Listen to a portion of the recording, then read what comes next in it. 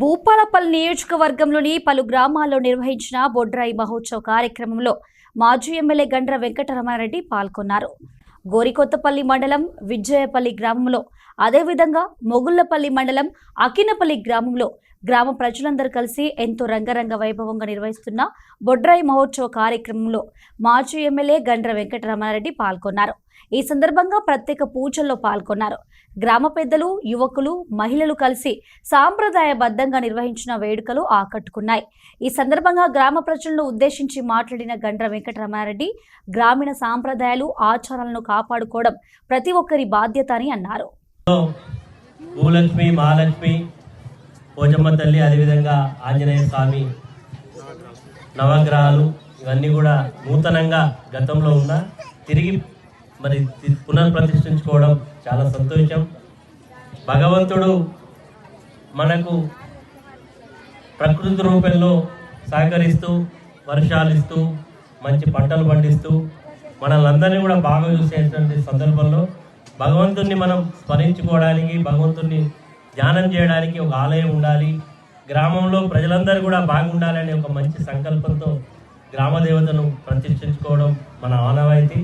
ఈరోజు విజయపల్లి చిన్న గ్రామ పంచాయతీ కొత్తగా ఏర్పడ్డది. నూతన గ్రామ పంచాయతీలో గతంలో సర్పంచ్ గారు కానీ, ఇప్పుడు సర్పంచ్ గారు కానీ అందరూ కూడా ఐకమత్యంగా ఉండి ఈ గ్రామం యొక్క సమగ్ర అభివృద్ధిని ఆకాంక్షిస్తూ ముందుకు వెళ్ళే సందర్భంలో భగవంతుని యొక్క దివ్యాశీస్సులు కూడా మనందరికీ ఉండాలి. మనం చేసేటువంటి వృత్తులలో ఎంతో పురోగతిని సాధించాలి.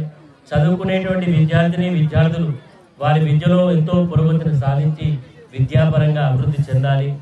ఆరోగ్యంగా మనందరం కూడా బాగుండాలని ఆ భగవంతుని ప్రార్థిస్తూ, మరి ఈరోజు మనందరికీ కూడా తెలుసు, మన ప్రాంతంలో ఆంజనేయుని యొక్క మాల దాదాపు 21 రోజు, 41 రోజు, 11 రోజులు ఇట్లా అందరూ కూడా వేసుకుంటారు.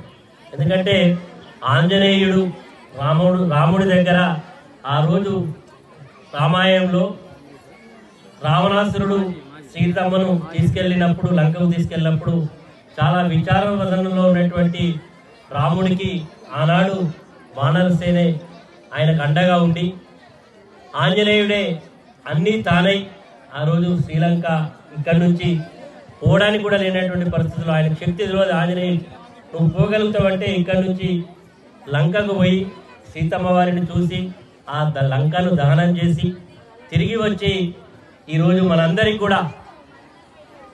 మనందరికి కూడా ఒక భక్తి, ఒక నమ్మకం, ఆంజనేయుడు ఇప్పటికీ మన మధ్యలో ఉన్నాడని